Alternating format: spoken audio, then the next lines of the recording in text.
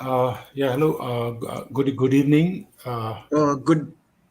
Good evening and namaskar.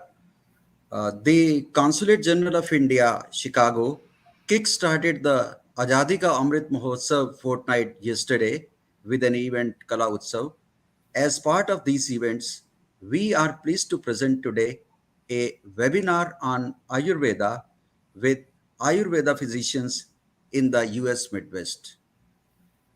Before we start, I would request my colleague, Consul T.D. Bhutia, for opening remarks on behalf of the Consulate General of India, Chicago. Thank Yeah, you. Over to Consul T.D. Bhutia. thank you, Ranjit. Good evening, Vaidya Ashlesha Raut, Vaidya Swati Mhaske, Yogini Laurie Dean, Vaidya Komal Swadas, and all of you joining us on this virtual platform.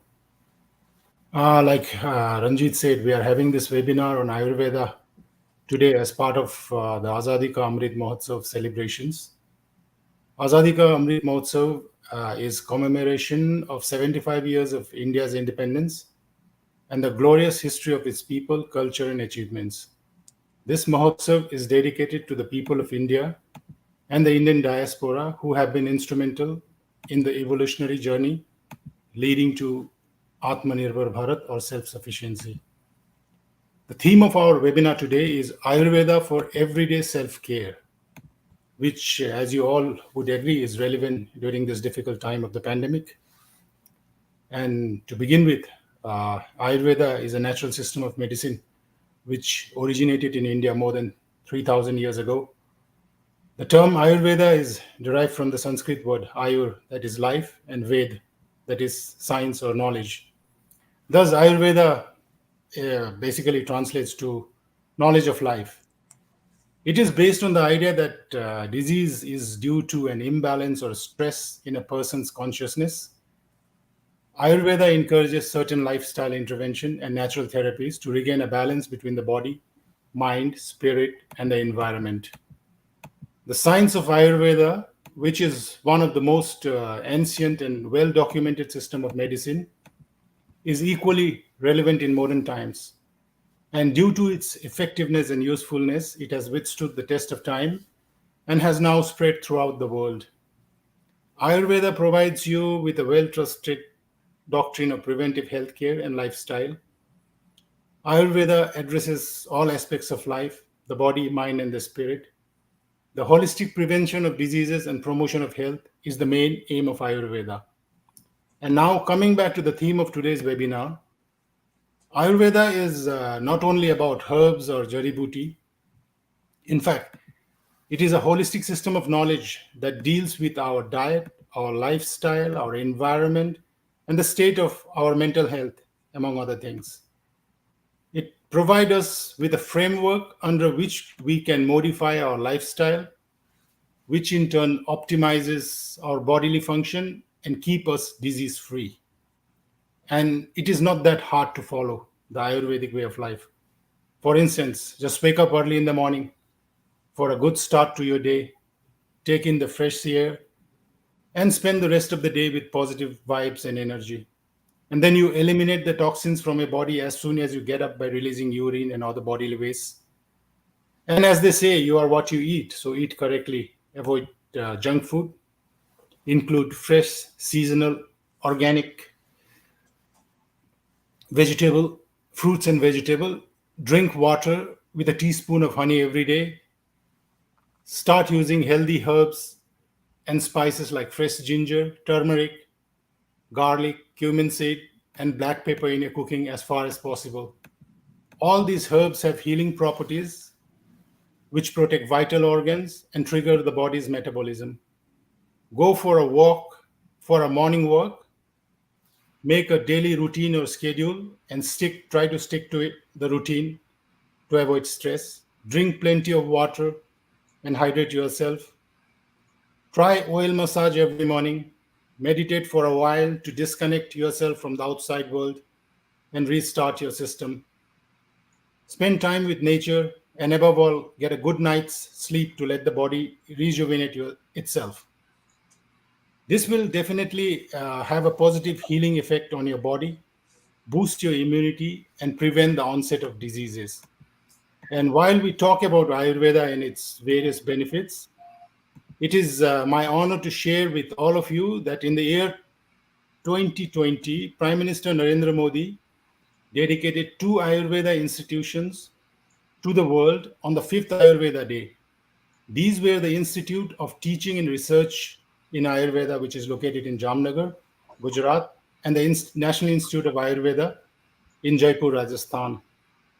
It also gives me immense pride and happiness to inform you all that the WHO has announced that it will open a global center for traditional medicine in India to strengthen the evidence. Excuse me.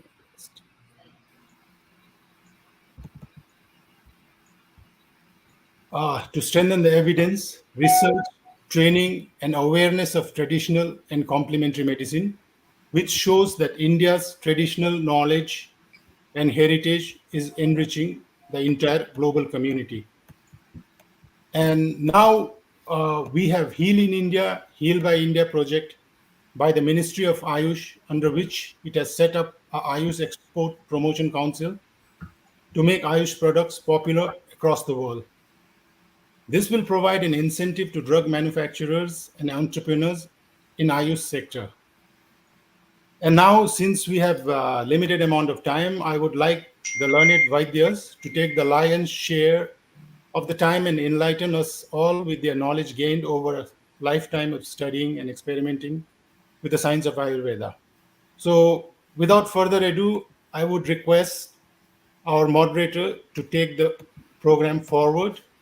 I'm sure you will get useful information about Ayurveda from our distinguished panelists in the Midwest. And finally, thank you very much for allowing me to make this intervention. And thank you very much. Good evening, namaste, welcome everyone, and we thank TD Bhutiaji for such a brief introduction, and our panelists from Ayurveda Union of Midwest, that is OM, would also like to thank Consulate General of India, Chicago, Ranjit Ji, and the team for hosting this webinar on Ayurveda. On this occasion of 75th Independence Day, we would like you to discover the art of self-care by wisdom of Ayurveda, brought to you by our panelists from OM. My name is Vaidya Komal Swadas, Vice President of Ayurveda Union of Midwest, an Ayurveda practitioner over past 20 years. I completed my bachelor's in Ayurveda in India, and I completed my master's in public health in US. I have been working in healthcare management, focusing on senior care and preventative medicine for the past 20 years. Um, I have deep interest in Ayurveda research, and I have supported many colleagues and practitioners on exploring various Ayurveda research. Like T.D. Bhutiaji said, Ayurveda is an ancient health science, a holistic approach to health and longevity that focuses on subtle energies in all the things from our diet, our thoughts, our emotions, actions, and everything around us. What crosses your mind when you hear the word Ayurveda? Probably herbal medicine or jadi booty, like Dr. Bhutia said. But Ayurveda is beyond that. It is simple, yet a very practical science of life, the art of living simple and long. Ayurveda is the only health science that focuses on each individual's personal unique mental, physical, and emotional balance to prevent illness and promote wellness. This webinar brings a great opportunity to introduce Ayurveda, daily diet, yoga practices, and basic detoxification methods of Ayurveda, which are beneficial to attaining our vibrant health. It gives me pleasure to moderate this meeting today. There will be a Q&A session at the end of the webinar to address all the questions from our audience. With this, I would also like to introduce our very first panelist, Dr. Ashlesha Raut. Dr. Ashlesha Raut is a BMS graduate, also MD in Ayurveda, nutritional consultant, holistic health practitioner, registered yoga teacher, registered Ayurveda specialist, and she is board certified in integrative medicine. She is a third generation Vaidya. Vaidya means Ayurvedic physician. She has secured a gold medal during her MD thesis. She is also our president for the Ayurveda Union of Midwest. Dr. Raut is very passionate about teaching and promoting Ayurveda, and she is an Ayurveda faculty member at many colleges in North America. She is a director at Ananda Ayurveda Academy in Illinois, and currently, as a founder and director of Ayurveda for Healing, Dr. Raut maintains an Ayurveda Wellness and Panchakarma Center in Bloomington and Chicago. Today, Dr. Raut will be talking on Ayurvedic dietary approaches for everyday self care. With this, I'll turn it over to Dr. Raut. Welcome, Dr. Raut. Thank you so much, Dr. Komal, and thank you for your kind introduction. I also take this opportunity to thank Consulate General of India at Chicago and Ranjitji and the whole team, and also AUM for giving this opportunity to me to share some thoughts about Ayurveda wisdom and how they to be used in everyday self-care. So let's get started on the whole basic understanding about the Ayurveda. When we talk about Ayurveda, of course, TD Bukyaji already mentioned that yes, it's definitely a holistic science. And when we talk about the self care and everyday self care, obviously the question comes that what do you do? What is that we do every day? We do many things every day, right? But what is that really matters for your self care or your health? And I would say yes, that is you eat food also, which is so closely connected with your health. So when the Ayurveda wisdom aspect comes, the health is the priority for Ayurveda always. And this priority has been taken by Ayurveda in a very systematic approach of three things. First thing is diet. Obviously, the food which you eat is very, very important. And then the second thing comes as a lifestyle, as well as the third then comes is what we call it as a medicine or the herbs or the aushadhi. So whether you are doing, maintaining your health, whether you are, want your longevity, or whether you want, you're suffering from some disease and you're trying to come back to the balance and come back to the health, this is the simplest approach Ayurveda will always take. And so with this, I think my presentation today will more focus on Ayurvedic diet.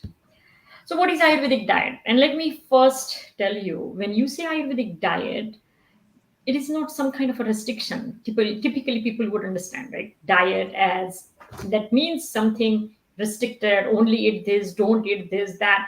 Well, it is not really that. Eating diet is not a restriction, at least the diet, Ayurvedic diet, I'm not meant by this here. So, what is really meaning here is you eat the diet as per the principles of Ayurveda. Ayurveda has given a very, very important principles and just follow them. And that is Ayurvedic diet. There is a very huge misconception that Indian diet is a Indian cuisine is a Ayurvedic diet, and it's not necessary. You can apply these principles and you can eat any cuisine. It could be Italian, it could be Mexican, it doesn't matter as long as you're applying those principles. So Ayurvedic diet is a very, very vast topic.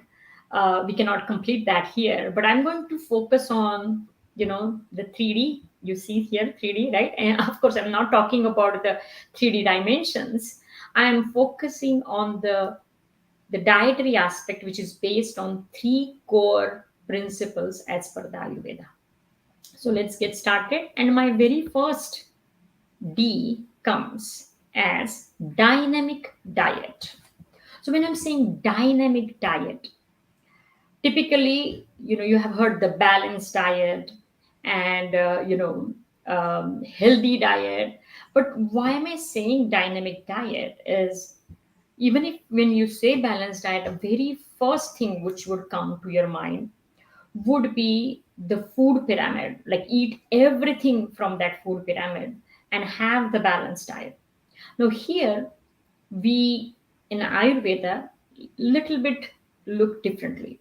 So what Ayurveda says that eat with every meal, or at least in 24 hours of whatever you eat, you should have a food which is consist of six tastes. You can see here very well. These are the six tastes which Ayurveda recommends: sweet and sour and pungent, bitter, astringent, and even salty. Again, I would like to tell you that it's not necessary that each and every taste should be equally amount you have to eat. You don't have to do that, but you have to make sure that each and every taste should come into your diet sometime or other in the whole 24 hours. And it is true, yes, I'm saying that eating bitter is also recommended. So when you say eating bitter means what? So you have to just eat maybe the green leafy vegetables are bitter. When we say, you have to have the sour taste, maybe squeeze a lime, just cut it out in one fourth and just squeeze that on your food. And you're making sure that the sour taste is also there. You want to have something astringent, maybe you want to go for the beans and just make a dal and have, and because beans are considered astringent. So these all the tests are really crucial in our diet, and that's how Ayurveda puts forward the whole concept of dynamic diet. And it's at least by just having these all the things, you would really make sure that you're getting all the nutrients and you will feel good, and that aspect will be covered. Then we go to the second D, and second D says the daily prepared diet. So what that means is, yes, you want to daily, every day, you want to make the fresh food and eat that as your diet. Your diet should have that fresh food. When I'm saying fresh food, obviously the question, there are many questions and many eyebrows might have been gone up. That of course we eat fresh food, but do we really eat fresh food? Do we open the fridge and just open up and make it fresh, or make something which is already prepared, and we put it in a microwave and heat up and eat warm fresh food? Well, would that be considered really fresh? So the question is, how would we why we need this fresh means every day preparing everything from scratch and eating fresh. And I would like to give you one simple Ayurvedic thought here. As you could see here in the on my slide, that there are three principles. There are basic three principles. One is sattva, raja, and tama. Sattva, these three principles or these three energies are everywhere in your, you will see these energies in your diet, in your actions, and your everyday things. So I will put it, let me share this as like, when you eat, what is exactly these energies are. So sattva is the energy where you say it is a potential energy. It creates that whole creativity potential in you. When you eat something sattvic, you get that. This rajas energy is more of a kinetic energy, and then the tamas or the energy is nothing but the inertia. So when you eat food like tamas, then it creates the inertia in you. You definitely want the sattva energy more, and that's why you have to eat sattvic. And that's how food, how do we get the sattvic food? Well, you make fresh food, and that can be sattvic. Also, another very strong benefit of it is you have the prana retain when there is a food is sattvic, or when food is prepared freshly. Now, what is this prana? Prana means life force, the life force which we live with, and we need that. The prana word may be new to you, but if I say, in Chinese medicine we call it as a chi, and in Japanese medicine we call it as a reiki, and that's exactly what in Ayurvedic medicine we call it as a prana. So prana is that life force, and you would get like life force in that freshly made food. And then we come to the next last D, and that is dosha diet. Well, dosha diet, this is again a huge concept of Ayurveda. Ayurveda believes, And I think Dr. Komal mentioned this, that each one of us is everyone is unique, and unique in his constitution. So this constitution is described in Ayurveda under the name of dosha. Doshas are the again core energies, and as per these doshas, Ayurveda defines the body types. And it also says that certain body types, and you could, this is a picture, maybe, it'll give you some idea how these body types are physically look, but it is not just the physical aspect of it, it is a mental, emotional, spiritual, every aspect is being considered in this dynamism. So this constitution, how each one of us are different, that's how diet should be eaten. So for example, if I say, you wear my glasses and read, then you would say, no, I need my own. Or if I say, wear my shirt and that may not fit you. So that's how what suits me as the food not necessarily will suit you as a normal food. So we have to balance that as per our dosha type, and that's how the dosha type diet is recommended. Now in this short period of time, it may not be possible for me to give you the further more full-fledged explanation of what is dosha type diet, but I will highly encourage you to either you read, or you want, if you are very serious and want to understand, then please visit your Ayurvedic doctor, and should be able to explain you what is your dosha. You find out your dosha, and then you can get that guidance from your Ayurvedic doctor and can recommend that what type of diet you should be eating. Again, it's not a different diet, but how much, when, how that should be cooked, which taste should be more, what should be less, everything, that perspective you can get, and that is the dosha diet. And that's that 3D I was talking about. So in a nutshell, what I would like to tell you is that, as you know, Ayurveda is a holistic system of medicine which really essential for maintaining your health, and essential for self-care also. For choosing the diet, always choose, just simply follow this 3D rule. Number one is obviously you're following the dynamic diet, eat the test. The second thing is you should want to definitely make the food fresh, and third is go with the freshly go with your dosha type and eat accordingly. And with that, I thank you so much for your patient listening. And I'm open for questions, but I think we are going to take the questions at the end. So I'm passing the mic back to Dr. Komal. Thank you. Thank you, Dr. Rao. That was brief, but really very foundational there. Our next presenter is Dr. Swati Mhaske. Dr. Swati is a BMS graduate and the founder of Ayurveda Ayurveda, based in Crystal Lake, Illinois. She received a Bachelor of Ayurvedic Medicine with honors in Ayurveda detox therapy, and her Masters of Clinical Research and Pharmaceutical from India. She's also a Vedic astrologer, very unique, and an author.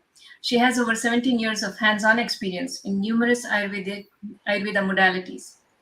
Dr. Swati specializes in treating elements of the digestive system, the autoimmune system, and also that of the hormonal system in women. At Ayurveda, Dr. Swati offers Panchakarma plans to her clients, which help them achieve their health goals in the comfort of their home. Today, Dr. Swati will be presenting a very important topic on Ayurveda therapy known as Panchakarma, which is therapeutic detox treatments according to Ayurveda. At this, over to you, Dr. Swati. Hello everyone, namaste to each and everyone, and a very very happy Independence Day. And I thank Consulate General of India, and I thank AUM to give this opportunity, and I'm very very happy to be here today. So today we are going to talk about a very common topic that is being discussed after Ayurveda is always Panchakarma. What is Panchakarma? Everybody wants to experience Panchakarma, so they have or they are very curious about this topic all the time. So we are going to talk about Panchakarma and know it or understand the brief explanation about what are these pancha karmas. Okay, first thing is pancha means five and karma means therapeutic actions.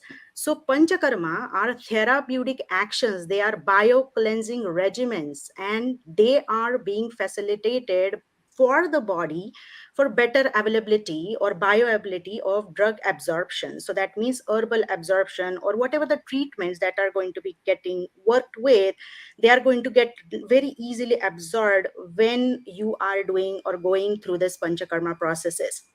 Always remember Bahu iti kartavyata, which means multifaceted five therapeutic actions in Ayurveda. So these are not just lifestyle changes or these are not therapies which are just guided because you need to change your lifestyle. These are therapeutic actions and these are to be carried out with the guidance of an Ayurvedic doctor.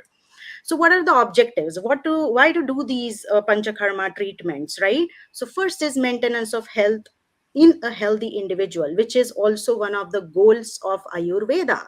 The second thing is detoxification of your body. Third is if you are going through any kind of chronic health disorders like thyroid dysfunction, autoimmune disorders, any chronic skin issues, then panchakarma plays a vital role in the treatment modality of Ayurveda. Another thing is homeostasis of vitiated doshas, which are causing diseases. Regeneration is also one of the very, very important factor that are to be considered when you go through a panchakarma treatment. And longevity, of course, if you cleanse your body, if you get it detoxed, and if you are really working through the therapeutic regimen, of course you will be disease free. So of course you will live a long and healthy life. And those are the very prime objectives of a panchakarma treatment. Now, why do we need panchakarma? So first we need to understand the pancha pratyangas, or that means what? Five vital organs of our body.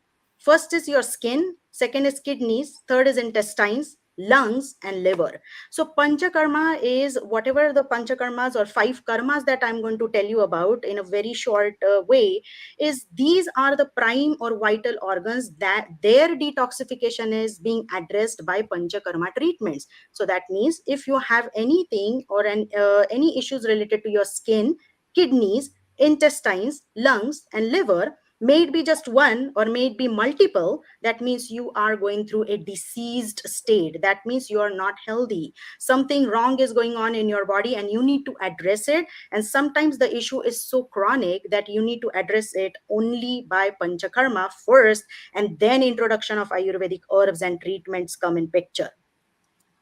So what are the benefits of panchakarma? Is elimination of metabolic wastes. So that means we are always gathering these wastes, not only by, like Dr. Raut mentioned, that your diet plays a vital role in your day-to-day life. You should be eating in a particular way, but many a times we cannot because of our responsibilities, because we are too busy to cook sometimes, or whatever the circumstances are. But the thing is that many a times people eat healthy. I do see clients who will always say, I am a healthy eater. How come this disease has caught me? How come I got COVID 4 times? How come this is happening? So the thing is that metabolic wastes are waste not only created by our mistakes, but that they are being created by the environmental toxins which are outside. That means unknown toxins which come and catch us and we get sick. Another thing is cleansing of the micro channels. So that means panchakarma is, I would say it with my 17 years of experience, Ayurvedic panchakarma is the only way right now that can clear or that can go into your micro channels and detoxify it. It has that power, it has that capacity to do it. Breaking the pathogenesis of any underlying diseases. That means if you have a very small rash on your body and you think that, oh, I'm going to ignore it, but after 3 months, 2 months, again that rash is reappearing on your body, that means you're building a pathogenesis. That means a disease is being born in your body and it is spreading in your body. That pathogenesis is being broken down if you are doing regular panchakarmas. Tissue repair. Very important, because tissue repair is the way how we are going to have healthy tissues in our body, which are going to detox our body naturally. Improvement in tissue nourishment and anti-aging, of course this is going to cause a reverse in your age, because you are detoxifying your body in a very different manner, which is a 7,000-year-old method. And these are the panchakarmas. So Panchakarma's main division is actually Purva Karma, Pradhana Karma, and Paschata Karma. Always remember, Panchakarmas are the 5 karmas, but they are being subdivided into these 3 primary processes. So unless and until you don't do Purva Karma, you cannot do the Pradhana Karma. Unless and until the Pradhana Karma is not being done, Paschata Karma is of no use. So always remember the pre-preparations of Panchakarma, that means Snehanam, Abhyanga, that means oil massages, Udvartan, that means body scrub application, Swedanam, that means steam, sitting in a steam hut. So these are purva karmas. So many a times these panchakarmas are being misguided, as if you go through an abhyanga and udvartan and shirodhara and swedan, those are not for panchakarmas. Panchakarmas are therapeutic processes, and which are to be done in the guidance of your ayurvedic doctor. Okay. Another thing is this pradhana karma. We are going to talk about these 5 pradhan, means main processes, and paschat is, it can be related to diet, lifestyle, herbal recommendations, and preparation of the maybe next karma. So this is very important to understand. Panchakarma, the 5 Ayurvedic rituals are these. The first one is called as Virechana, which is therapeutic purgation. Second is called as Basti, which is therapeutic enema. Vamana is therapeutic emesis. Nasya is therapeutic nasal oil application. And Rakta Mokshana, which is therapeutic bloodletting. Okay, so these 5 karmas are very, very important for us to understand in a very brief manner of what we really are doing in the name of Panchakarma. First is Vamana, which is the therapeutic emesis. This is to be done in chronic skin disorders, chronic sinus infections, cough and congestion, urticaria, obesity. All of these people, like I have done Vamana in the US as well, under very strict observation, and we were able to achieve beautiful results in skin disorders due to these panchakarma what we performed. So it is very important for the Vaidya to analyze you, to understand your disease, the state of the disease, and then offer panchakarmas. Okay. The second one is called as Virechana, which is therapeutic purgation. This, the indications are skin disorders, acidity and gut issues. So if you have burning sensation, burning rashes, or gout, diseases of spleen, therapeutic purgation is the panchakarma of choice. Third panchakarma is Basti, which is therapeutic enema, which is really good in any kind of gut health issues, nervous system issues, gout, diseases of spleen, arthritis, all these joint related problems. It helps a lot as well. Nasya is therapeutic nasal oil. So, hormonal issues, insomnia, allergy, psychological health, sensory health, very important if you are doing Nasya. This is the Panchakarma that you can do daily with, again, with the guidance of your Ayurvedic Vaidya of what choice of oil or what oil you should pick to do your nasal oil daily. Okay. Rakta Mokshana is therapeutic bloodletting, which we do not do it here. But this works miracles in skin issues, infections, tumors, and herpes. And it is some people called as hierodotherapists. They offer Rakta Mokshana, and I have worked with some people of herpes, going through herpes, and the Rakta Mokshana was done by the hierodotherapist, and it was a very successful case as well. So dosha distribution is these people who are vata dominant people, that means who have the dominance of air and space, are the main panchakarma made for them, or very it's very good for them, is basti, the enemas. And the season should be varsha means the monsoon season, so like midst of this season, this bastis are really good for vata people. Second is pitta. Pitta is fire and water, and pitta for people who are overheated by the weather, by the foods. So virechana, that means therapeutic purgation, is really good for them. The season should be Sharad Ritu. That means the autumn season is best for this panchakarma. And the third one is kapha, which is earth and water. So kapha accumulates. We have these congestion issues. Kapha is very sticky, gooey, cough-like thing, and so this substance, or this is being eliminated from our body from the process of vamana or therapeutic emesis in the season of vasanta, which is the spring season. So caution before Panchakarma is thorough analysis of the client is very important by an Ayurvedic Vaidya. Just don't pack your bags and go for a Panchakarma process on your own. Get yourself analyzed first.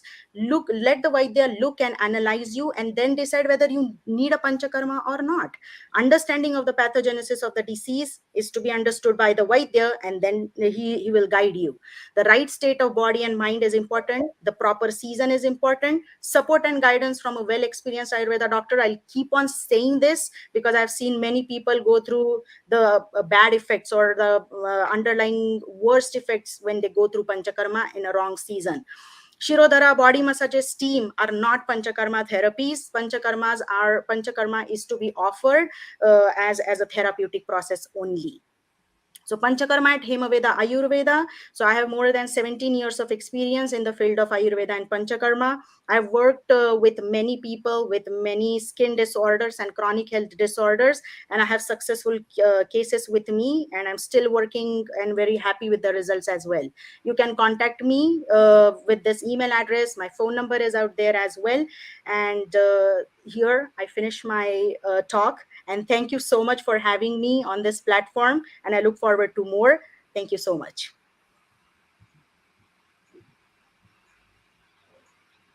Thank you, Dr. Swati. That was good. And it was really brief, but very quick understanding of all the five different karmas or panchakarmas. Our third presenter here is Yogini Laurie. Curious and passionate about learning, Laurie began studying yoga 22 years ago and has been teaching it for over past 18 years. Yoga led her to begin her studies in Ayurveda in 2010, and her enthusiasm for learning and sharing Ayurveda with others continues on. She is a certified Ayurveda practitioner with Ananda Ayurveda Academy and has taught in the Himalayan Institute's Certified Ayurveda Yoga Specialist Program. She offers special classes online and as a part of yoga teacher training programs. Her bachelor's degree in social work reflects her serving heart. With that, Laurie, I'll turn it over to you. Thank you. Thank you, Dr. Komal, for that nice introduction. And thank you, Consulate, for having me here. And I'm also excited to be part of OM, the Ayurveda United in the Midwest. So quite an honor for that. So talking a little bit about, let me share this here. There we go. Let's see. Just the wisdom of Ayurveda with the yoga connection for everyday self-care. So most of us, if we're familiar with yoga, perhaps we have some connection to Ayurveda. If we're familiar with Ayurveda, we have some connection to yoga. So understanding that they are mutually supportive systems of health and well-being. And it's the knowledge of Ayurveda that really helps you. Dr. Raut pointed this out, Dr. Komal pointed this out, Dr. Swati as well. That knowledge of Ayurveda helps you to understand yourself. So understanding your unique attributes, your unique makeup, and why that's important is that helps you every day in the decisions that you make. Dr. Raut was talking about decisions in terms of food. Dr. Swati talking about decisions in terms of lifestyle and Panchakarma. Your yoga practice will help you with that as well. So how and what to practice, when to practice, how you make adjustments seasonally to your own practice, and then also make adjustments during different times of life. When we think of the connection of yoga, Ayurveda, as a way to really bring balance and equilibrium, not just to your day-to-day, but to your life, to your body, to your mind, to your spirit. And when that's in place, that not only positively affects you, of course, but also really has a positive effect on all those around you. That's where you become a light to other people as well. So we talked a little bit earlier about your dosha and the 5 not so much about the 5 elements that make up your dosha. Each one of us is unique. All we have to do is look at the screen to see that we have 5 different presentations here. So each of us composed of a unique blend of the elements that combine to form your dosha. Some of you may have already heard this before, be slightly familiar with those elements, but it's ether, often described as space or akasha, air, which is vayu, fire, agni, water, apa, earth, prithvi. And when you think of those 5 elements, they all have different qualities. Contrast air or space with earth, and you see how much different they are. One is very light, one is much more heavy. Those qualities, I'll have those qualities in me in a unique balance. And so those attributes that the qualities have are going to affect me at different seasons. Dr. Swati was talking about doing Panchakarma for doshas in specific seasons. These elemental qualities give you the basic characteristic of your dosha. And so the more you understand Ayurveda, the more you understand what you need to do through daily self-care to keep yourself balanced. So just a brief look, once again, at those different elements. Air, ether being the lightest, water, fire, earth. Earth is much heavier, fire obviously much more intense. Those 5 different elements combine to form our doshas. So showing the combination of water and earth forming kapha.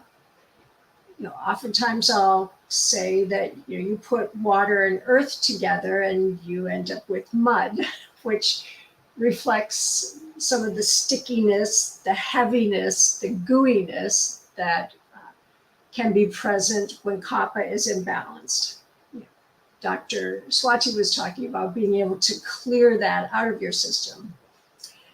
Vata, with its light qualities of air and ether, needs to always be aware of being more grounded.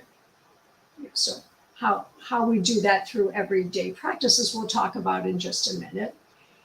And Pitta dosha, with its fire quality really in predominance, balanced with water, how do you sort of tame or control that intense heat, that intensity that Pitta has a tendency to have? Like, how do we work with these doshas every day? The knowledge of Ayurveda is so key in helping us to balance in that way. So we talked a little bit ago about Ayurveda prescribing right diet, lifestyle, herbal support for everyday self-care, combined with yoga, which uses asanas, meditation, pranayama, mantra for everyday self-care. The practice of the asanas in yoga really helps to maintain the balance of the 5 elements in the physical body. So those elements in balance keep your doshas imbalanced. Pranayama, Dr. Raut talked about pranayama, that prana, energy, life force energy. Pranayama, keeping the energy in our body balanced, and us being able to use pranayama to either calm ourselves down, or if we're agitated, or to bring a more energetic state to us when we feel sluggish. Meditation and mantra, creating what was described as an optimal, I'm referencing as an optimal mental state. So Dr. Raut talked about sattvic energy, that sattvic state of mind and being that really allows us to connect to the grace within ourselves, and also lets us move through life with a positive, more light attitude. So each of these practices are a big part of everyday self-care. And the knowledge that Ayurveda gives us of our self-knowledge You then have the ability, the more you know about Ayurveda, to become an alchemist, really choosing what is best for you based on what you're experiencing right now, what the time of year is, and what the time of life is as well. So, that understanding of Ayurveda really does allow us to be able to self-regulate in a very profound and actually pretty easy way. So just a few ideas on how each dosha stays balanced. We talked about Vata being composed of air and space. So in order to balance that lightness, we need to be sure and stay grounded. Yoga practice that's stable and steady helps us to do that. Balancing pranayama practice that helps to regulate our life force. Meditation that is spacious. Soham is a perfect meditation for that. And also a really simple, very simple and profound way to create everyday wellness is through the use of aromatherapy. Doshas have an affinity for certain scents, and using those scents really helps you to be able to self-regulate. It's for me really a lovely part of the day is deciding what might serve me best today. I love the way things smell and using those to help me create everyday self-care. Pitta dosha composed of fire and water, so everyday self-care that helps cool that intense, what can often be intense intensity. Asana practices that help to calm you down, create a more relaxed state, cooling pranayama.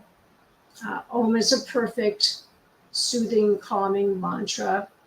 And also using aromatherapy, rose, lavender. I have both of those planted in my garden, along with lemongrass, vetiver, just very lovely scents to help cool and calm pitta.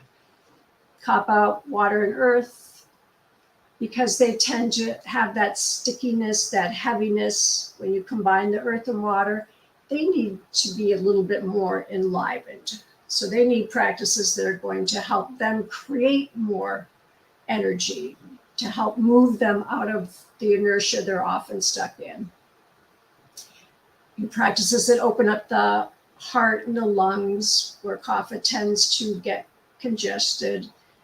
Also more heating pranayamas. They tend to need a little more boost in their practice. So a mantra practice that is single pointed and has some intensity, like using the Bija mantra Ram. And then as far as aromatherapy, they need those more warm and spicy scents, like eucalyptus or pine, rosemary, very pungent, very sharp. Lemon, ginger, and grapefruit are also very good. So just simple things that can be done every day. Yoga Nidra, can't say enough about that. It's a practice that benefits everyone, perfect for everyday self-care.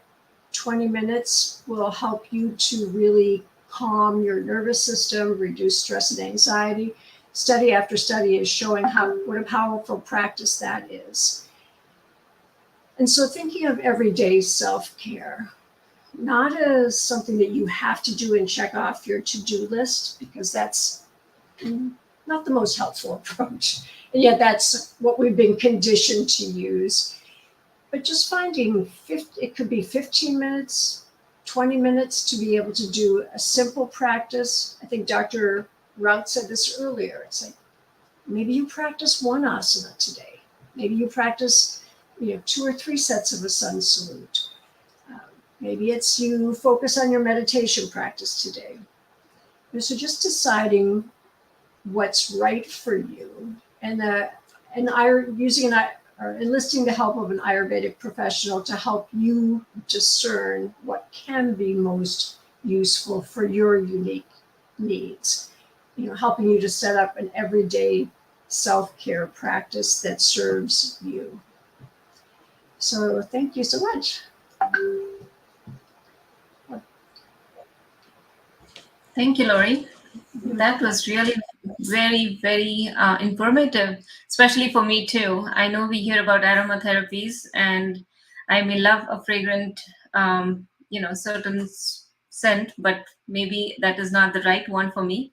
So I think everybody really needs to understand their dosha constitution and what is required during that time, right? Like sometimes just before meeting, if we are anxious, we may need to calm down, and we may need a certain scent or an oil, um, essential oil, and we'll have to understand what is really going to benefit us. So this was really good. I think we are open now to take any question and answers that we may have. So Ranjit ji, do we have any questions from our audience? There are a few comments. If you would like to read that, Oh, okay, yeah. with the one or two comments. Yeah. So thank you, Dr. Swati. She definitely encouraging all of our audience to visit ayurvedaunionofmidwest.org. We are Ayurveda practitioners, or uh, it's open to all. It's all are welcome to this website and this organization. The goal is to create awareness about Ayurveda and alternative medicine in the Midwest and in US, in the West, and for everyone to benefit from the information on that website. This website shares Ayurvedic recipes. It's going to have a lot of information with regards to evidence-based information. So latest articles that come from different resources, we would be sharing those with everybody who signs up. We have a message from Rakesh Malhotra. Thank you, Rakesh. It says Ayurveda is science of unique bodily systems and uses diet, herbal treatment, and yogic breathing. Ayurveda is ancient knowledge and our soft power that can have positive impact on your body, mind, and spirit. Thanks to everyone in the panel for sharing their experiences and insights. Thank you, Rakesh, for this comment. And I think those are the comments I have. I do not have any questions, but we still have few minutes, and I think I would take that opportunity to find out from our panelists if there was one tip that each one of you can share for our audience. What would that be? What is it that they can take home today? So I think we'll start with Dr. Raut. What is the one tip you would like to share about Ayurvedic diet? Sure. So, as I always love this to share with my audience and those clients, when we talk about diet, since my topic was about diet, let me take that opportunity to just talk about something which is related to diet and which can be very, very useful. So we talk about that you have to eat the organic food. We talk about you have to make the food fresh. Everything is good. That is, those all things are absolutely good. Or you want to eat all the test in the diet. This is all good. But what if a person is not hungry? Right, so that can be many times as a really a big problem that people, and I've seen clients coming and saying that there is, I don't feel hungry, even if it is all the recommendations are given, that is good, but if I don't feel hungry, what should I be doing? So number one tip for that is, of course, when you're not hungry you should not be eating. That is what Ayurveda says. But when the situation is really bad, that you every day don't feel hungry, really how much you should be feeling, then what should we be doing? So I have a simple, very easy tip for that, which you can start with. Of course, Ayurveda believes so much on the digestive fire, what we call it as Agni, right? And your Agni has to be always good, or it is an optimal Agni everyone should have. And as we say, the hunger level really depends upon that optimal Agni or optimal digestive fire. So, how is there any way that we can actually enhance that digestive fire? Or is there any way that you would feel, obviously, by just having something and start feeling hungry? Is there any those quick ways? And then my answer is yes.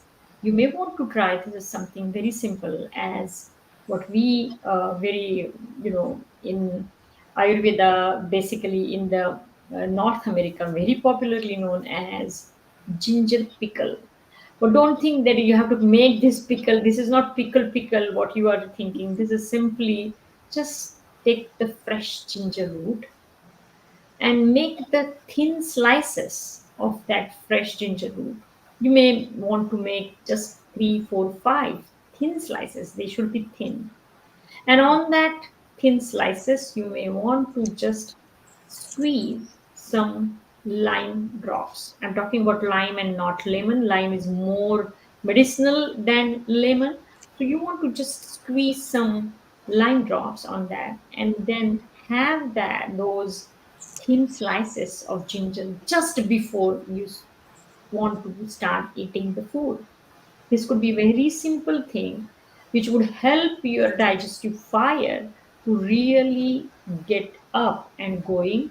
And as we always know, and Dr. Swati, I'm sure, would agree with me on this, that why, why this Agni has to be always good.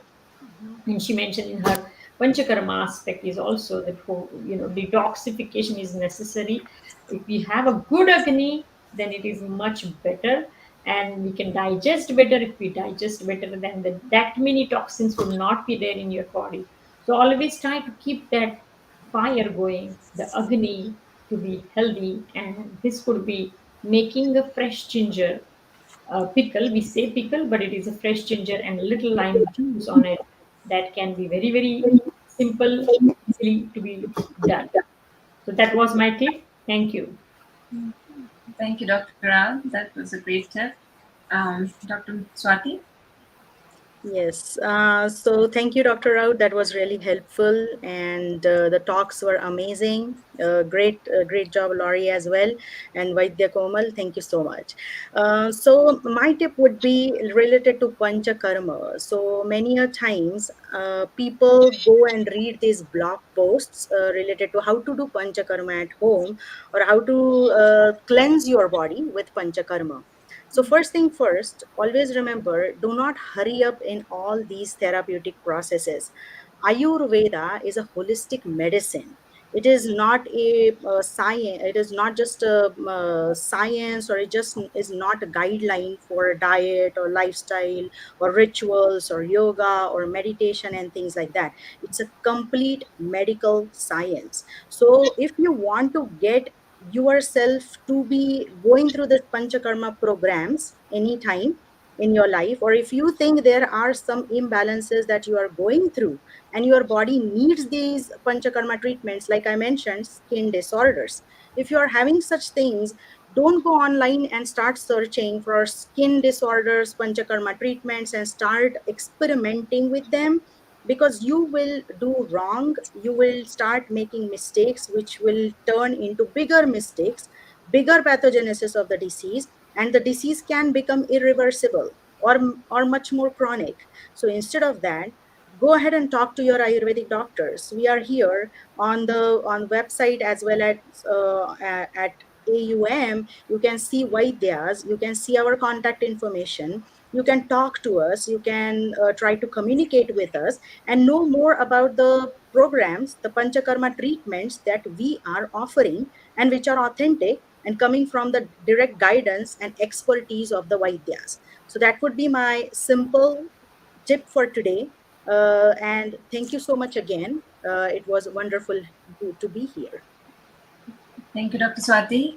Ranjitji, we have just 30 seconds left. Is it okay to just ask Laurie for her tip, quick tip? Sure, please. Yeah. Laurie, if you want to just give us a quick tip. All right, I will make it quick. I said in the presentation to not think of what you need to do every day for yourself as a chore. Like, it's not a chore. The more that you offer to yourself, the more able you are to really optimize your gifts and share those with others. So dig a little deeper, talk to any of us. Information will be up on the OM website to help you learn more about yourself through the lens of and science of Ayurveda, so that you can understand how to bring yourself into balance and what to do every day to maintain and sustain that balance as well.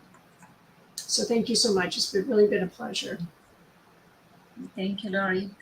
Thank you, Consulate General of India. Thank you, Ranjit ji. And I think this collaboration with Consulate General of India is going to be really important, and especially with all the information that is being shared, the new interventions that Consulate General of India, Prime Minister Narendra Modi, WHO, and everybody is taking. Those initiatives are going to create more awareness about Ayurveda in the West, and I think we'll have more evidence and research that will help make this science, available for everybody. So with that, I'll turn the mic over to Ranjit ji. Thank you. Thank you, Komal. Thank you, everyone. And on behalf of the Consulate General of India, Chicago, I would like to thank Vaidya Ashlesha Raut ji, and Ayurveda Union of Midwest for enabling us to organize this wonderful webinar. I also thank Swati Mhaske ji, who wonderfully explained Panchakarma, 5 Ayurveda rituals, and Yogini Laurie, who very comprehensively explained the relation between Ayurveda and yoga. Vaidya Komal, you did a very good job as the moderator. And before we conclude, I would like to share an information that in the Man Ki Baat episode on 31st July, Honorable Prime Minister Shri Narendra Modi had spoken about a novel initiative about the Indian virtual herbarium, and said that this virtual herbarium is an interesting collection of plants and preserved parts of plants. It will present a rich botanical diversity of India. And secondly, he said it will be an important resource of research of these Ayurveda plants. So thank you once again, everyone. And we also thank our viewers who have joined us. And I would like to say that as part of Azadi Ka Amrit Mahotsav fortnight events, we have a few more events lined up for you. Hope every one of you will take out time and join us. That is a lecture on the Quit India movement, and a few theater events as well, and an event for young and upcoming artists. So please join us. Some of these events are online, and you are everywhere, anywhere. You can take benefit of this. We are taking benefit of these social media platforms. So thank you, everyone. Let's we conclude this session. Namaskar. Namaste. Thank you so much, everyone. Good night.